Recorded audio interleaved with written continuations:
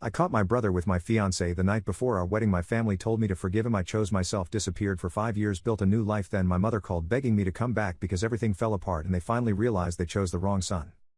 I caught my brother in my fiancée's bed 14 hours before I was supposed to marry her. The tux was hanging on the back of the bedroom door. He saw it when I opened the door. She saw me at the same time. Nobody moved for about 6 seconds. Then I took the tux off the hook, walked downstairs, got in my truck, and drove until the gas light came on. That was 5 years ago.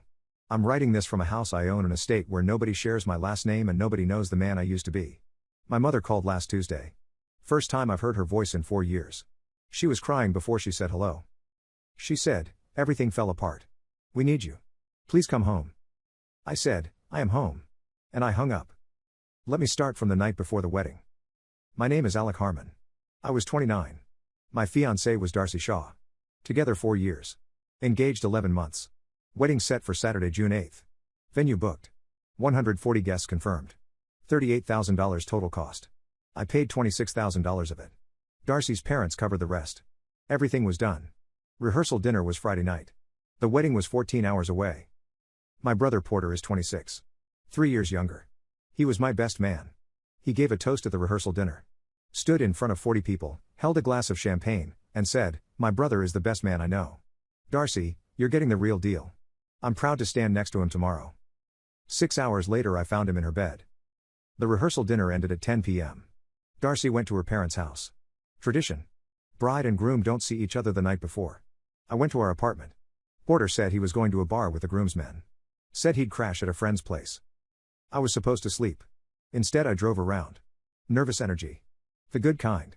The kind where you can't sit still because tomorrow is the biggest day of your life and you want to fast forward time just to get there. At midnight I decided to drive to Darcy's parents' house. Stupid romantic gesture. I was going to leave a note on her car. A letter I'd written that morning. Something she'd find before the ceremony. I'd had it in my jacket pocket all night. The house was dark except for the guest bedroom window on the second floor. Darcy's room for the night. The light was on. I figured she was up late. Nervous too. I didn't ring the bell. Didn't want to wake her parents. I had the spare key Darcy gave me a year ago. Let myself in through the side door. Took my shoes off so I wouldn't make noise on the hardwood. I walked upstairs. The hallway was quiet. The guest bedroom door was closed. I could hear something. Movement. Low voices. I figured she was on the phone. Maybe talking to a bridesmaid. I opened the door. Porter. Darcy. In bed. Not talking. Not on the phone. The tux was hanging on the back of the door. My tux. For my wedding. In 14 hours. And my brother was in the bed with the woman I was going to wear it for. Porter saw the tux first. Then me. His face did something I've never seen on a human being before. It collapsed. Like every muscle decided to stop working at the same time. Darcy pulled the sheet up. She said my name. Alec. Just my name. Like it was a question. Like she wasn't sure I was real. 6 seconds. That's how long I stood there. I counted later in my head. 6 seconds of looking at my brother and my fiancée in a bed 14 hours before our wedding. I didn't yell. Didn't throw anything. Didn't put my fist through the wall. I reached forward. Took the tux off the hook. Tucked it under my arm. Walked downstairs. Put my shoes on. Got in my truck. The letter I'd written for Darcy was still in my jacket. I threw it out the window on the highway. I drove for 3 hours. Ended up in a rest stop parking lot 180 miles away. Turned off the engine. Sat there until sunrise. At 6 a.m. my phone had 34 notifications. 12 missed calls from Darcy. 8 from Porter. 6 from my mother Rhonda. 4 from my father Wayne. 2 from Darcy's mother. 2 from my friend Oaks who was a groomsman. I opened one text. From Porter. Sent at 12:47 a.m. It said, "Alec, please. Let me explain. It's not what you think. Please call me. Don't do anything. We can fix this. Fix this. My best man. In my fiancée's bed. Night before my wedding. Fix this." I opened one from my mother. Sent at 1:15 a.m. She said, "Porter called us. He told us what happened. We're devastated. But please don't cancel the wedding. We can figure this out as a family. Darcy loves you. Porter made a terrible mistake. Don't throw everything away over one night." One night. My mother knew my brother slept with my fiancée the night before our wedding and her response was, "Don't throw everything away over one night." I turned off my phone. Sat in that rest stop until 8 a.m. The wedding was supposed to start at 4 p.m. In 8 hours, 140 people would arrive at a venue with flowers and chairs and a cake I picked out and a DJ who had our first dance song queued. I called one person. Oaks. My groomsman. The only person who hadn't tried to tell me to calm down. He answered on the first ring. He said, "Alec. Where are you? Everyone's looking for you." I said, "Rest stop off I-78. 180 miles out." He said, "I know what happened. Porter told me at 2 a.m. He's a mess. Darcy's a mess.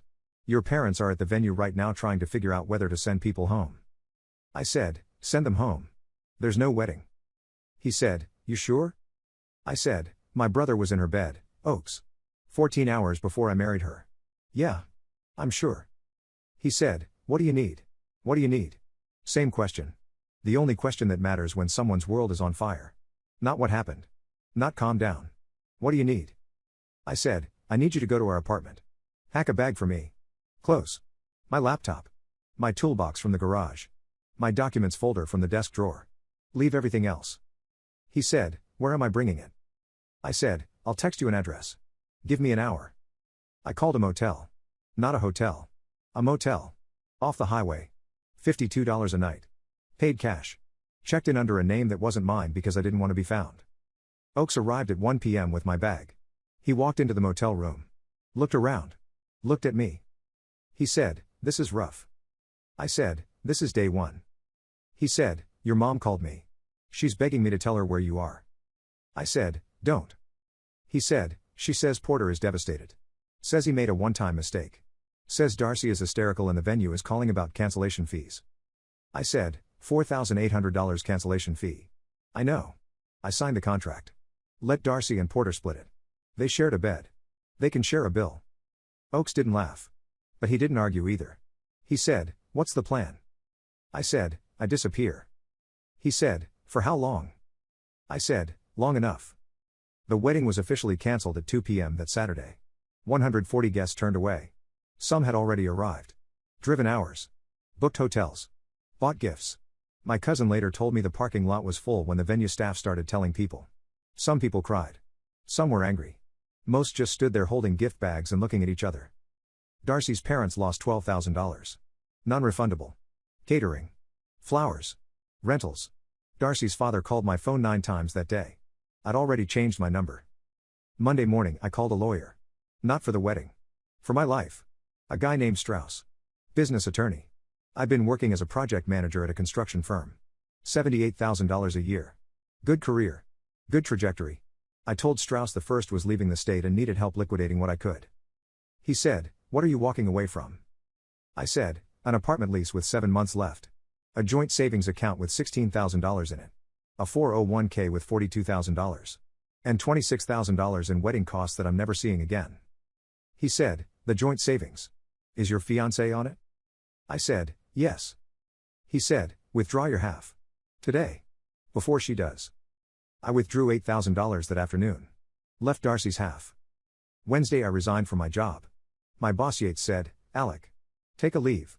Don't quit over personal problems." I said, "I'm not quitting over personal problems. I'm starting over. This is the first step." He shook my hand. Said, "If you ever need a reference, call me." Thursday I loaded my truck. Everything I owned fit in the bed and the backseat. Clothes. Tools. Laptop. Documents. The toolbox Oaks brought to the motel. My grandfather's watch. That was it. Friday morning I drove west. 1,100 miles. Denver. I chose Denver because I'd never been there. Nobody I knew lived there. No family.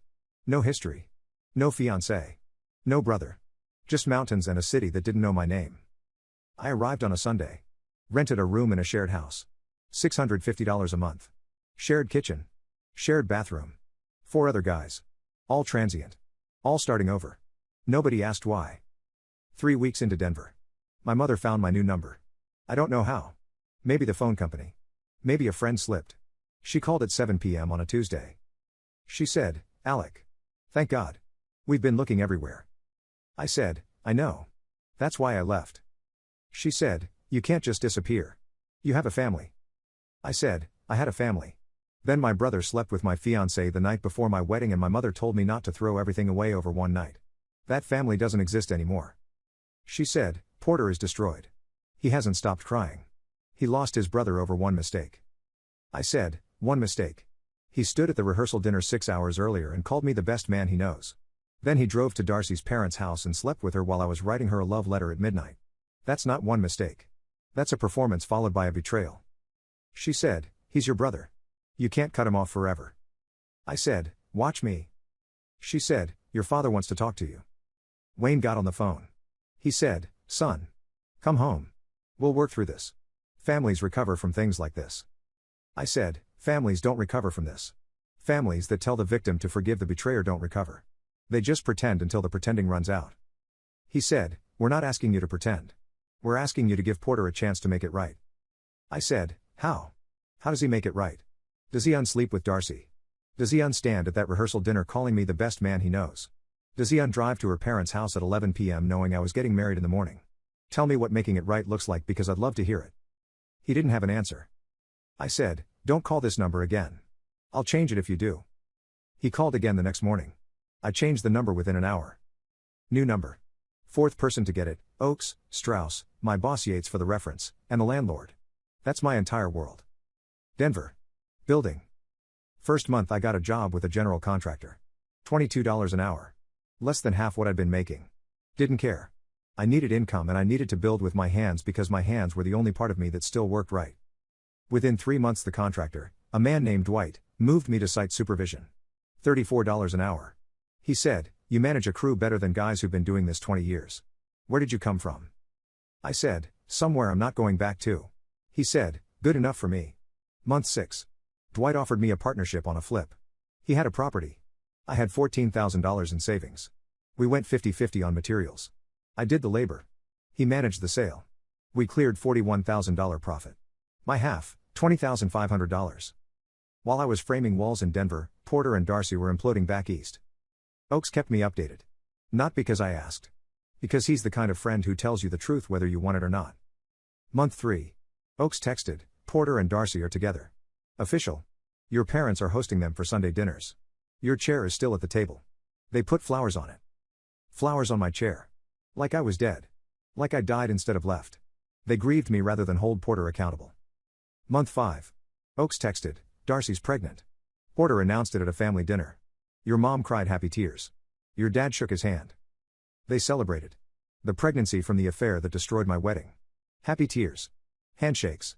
Sunday dinner with flowers on the dead son's chair and champagne for the brother who killed him. Month 8. Oakes texted, "Porter lost his job.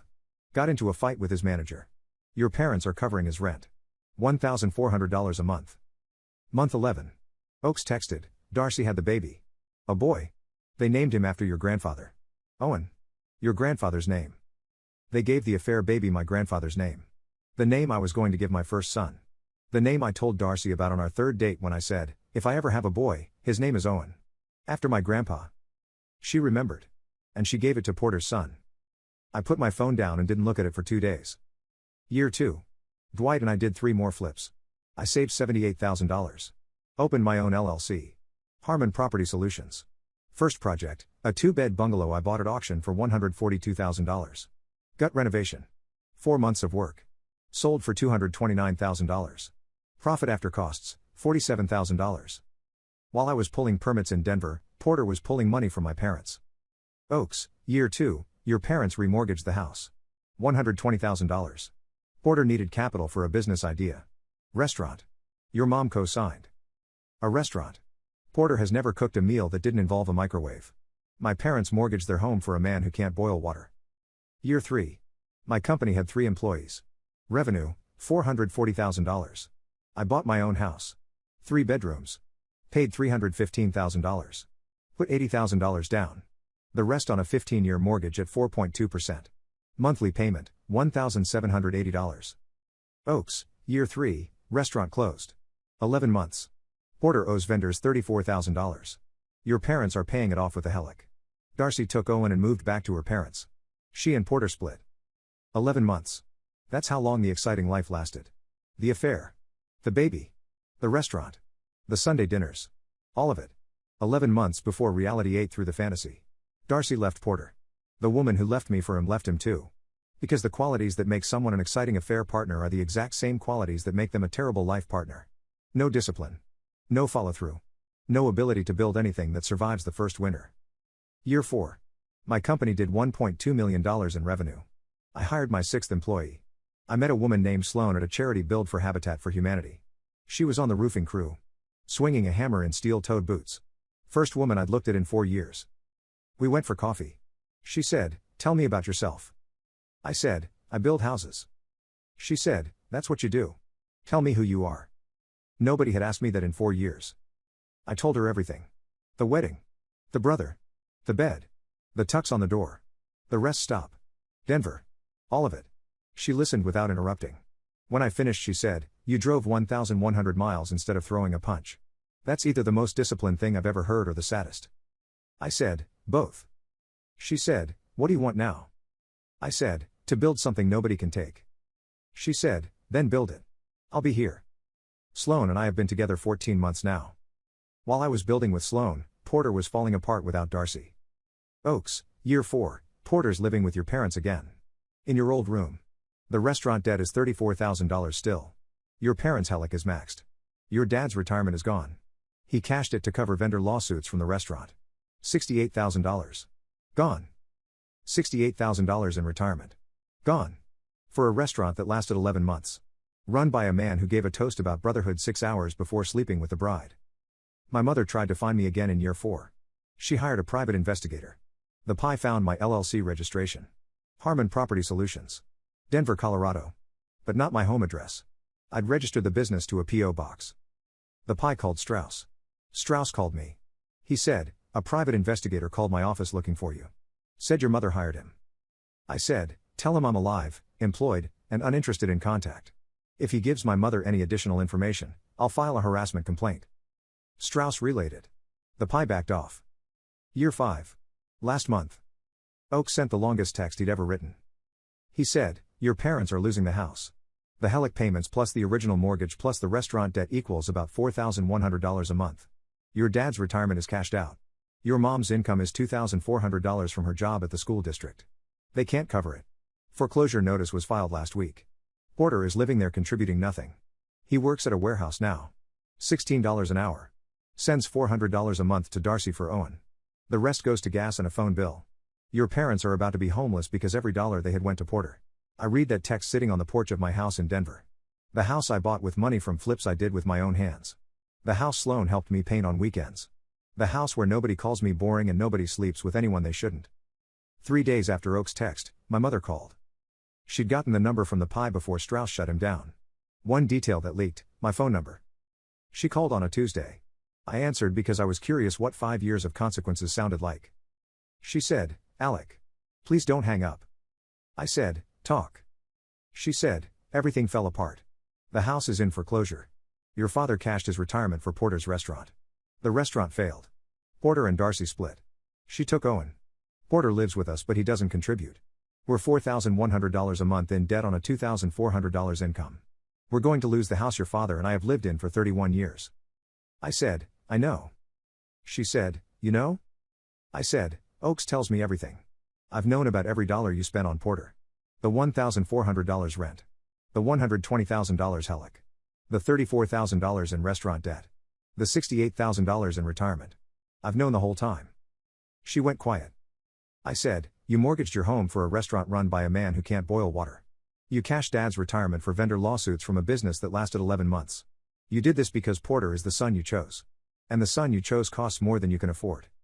She said, "We made mistakes. Terrible mistakes. But we need help. We need you to come back. You were always the one who fixed things." I said, "I was. And instead of choosing the one who fixes things, you chose the one who breaks them. And you told me to forgive him. The night before my wedding. You said don't throw everything away over one night." She was crying now. She said, "I was wrong. Your father was wrong. We should have stood with you.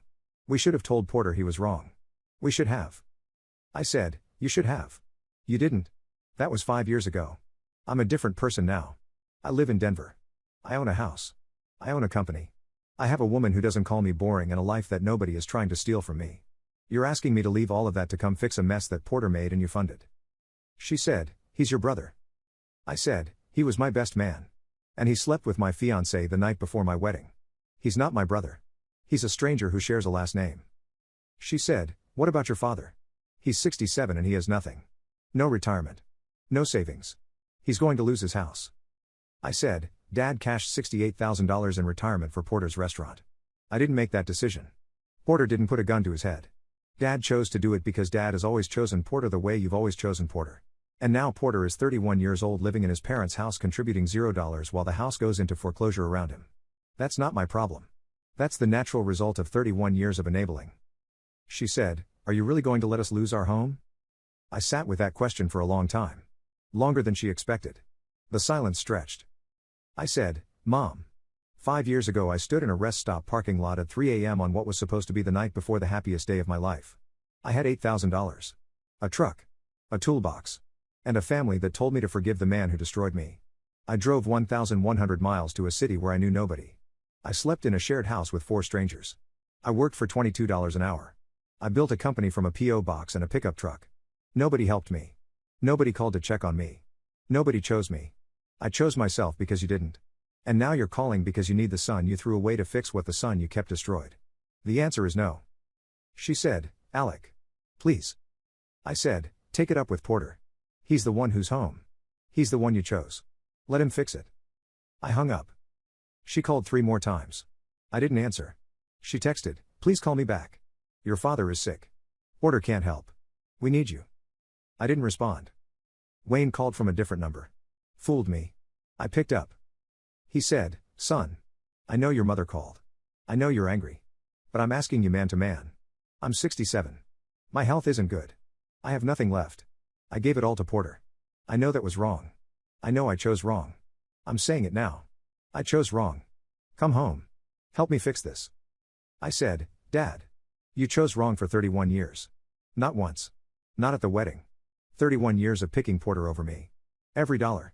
Every excuse. Every second chance. You chose him and I got nothing except a tux on a door and a rest stop parking lot. And now that he's drained you dry, you call me. The backup. The fixer. The son who doesn't need you. He was crying. My father. Crying. He said, I'm sorry. I know that doesn't fix it. But I'm sorry. I said, I believe you. But sorry doesn't save a house. And I'm not saving one for a man who's been sleeping in my childhood bedroom contributing nothing for 2 years while you and Mom went broke around him. He said, What do we do? I said, Sell the house before the bank takes it. Move to something you can afford. And tell Porter to get a second job or find his own place. That's what you do. That's what I did 5 years ago when I had nothing. He said, Will you come to the sale? Will you be there? I said, No. He said, Will I ever see you again? Long pause. Longer than any pause in this whole story. I said, I don't know, Dad. I honestly don't know. He hung up. Or I did. I don't remember who ended it. Just that the phone was silent and I was sitting on my porch in Denver looking at the mountains and feeling something I hadn't felt in 5 years. Not anger. Not satisfaction. Grief. Old grief. The kind that lives in the part of your chest where family used to be. Sloan came outside. Sat next to me. Didn't ask what happened. Just sat there. The way the right person does when the wrong people have taken everything they can take. After a while she said, You okay? I said, My dad cried. First time I've heard that. She said, That's hard. I said, Yeah. She said, You don't owe them anything. You know that, right? I said, I know. But knowing and feeling are different rooms in the same house. And tonight I'm in the wrong room. She put her head on my shoulder. We sat there until the sun went down. My parents' house sold 6 weeks later. Oaks told me. $198,000. After the mortgage and HELOC payoff they cleared $14,000. 31 years in that house and they walked away with $14,000. Because they gave everything else to the son who breaks things. They're renting now. 2-bedroom apartment. $1,100 a month. Wayne's health is declining. Rhonda works at the school. Porter moved out. Finally. He's in a studio apartment. $800 a month. Works at the warehouse. $16 an hour. Sends Darcy $400. Barely surviving. Darcy's raising Owen alone. The boy with my grandfather's name. Living at her parents' house. Working part-time at a dentist's office. The woman who chose excitement over stability is back in her childhood bedroom. Same as Porter. Same as every person in this story who chose the exciting option over the reliable one. And me. I'm in Denver. $1.2 million in revenue last year. A house I own. A woman I love. A company that employs 8 people now. A life I built from a rest stop parking lot and $8,000 and a tux I carried out of a bedroom where my brother was sleeping with my fiancée. That tux is still in my closet. I kept it. Not out of sentimentality. As a reminder. That the worst night of my life was the first night of the life I actually deserved. My mother said everything fell apart. She's wrong. Everything fell into place. Just not for the people who chose wrong. I was the son they could count on. The one who showed up. The one who built. The one who fixed. And when it mattered most, they told me to forgive the one who destroyed. So I chose myself. Drove 1,100 miles. Built something from nothing. And when the phone rang 5 years later, I already had the answer. No. Not because I'm cruel. Because I'm the man they raised me to be. The one who solves problems. The one who builds things that last. The one who doesn't waste resources on things that can't be fixed. Some things can't be fixed. Some bridges burn from both ends. And some sons drive west until the gas light comes on and never look back. I'm that son. And I've never been better.